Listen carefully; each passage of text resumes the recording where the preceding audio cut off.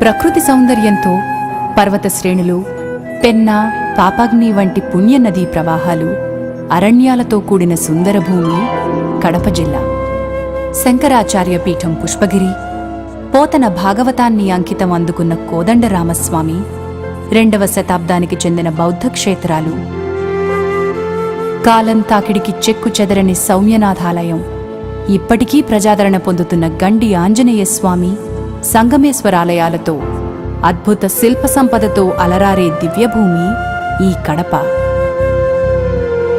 మౌర్యులు, శాతవాహనులు, చోళులు, పల్లవుల నుండి బ్రిటిష్ వారి దాకా చారిత్రక ప్రాధాన్యతను సంతరించుకున్న గండికోట, సిద్ధవటం వంటి కోటలతో ఘనతకెక్కిన వీరభూమి ఈ కడప.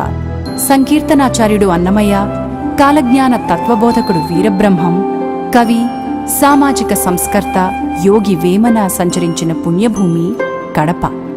సత్యం, శివం, సుందరం కలిసి విలసిల్లిన సిద్ధభూమి ఈ కడప జిల్లా. రండి చూద్దాం.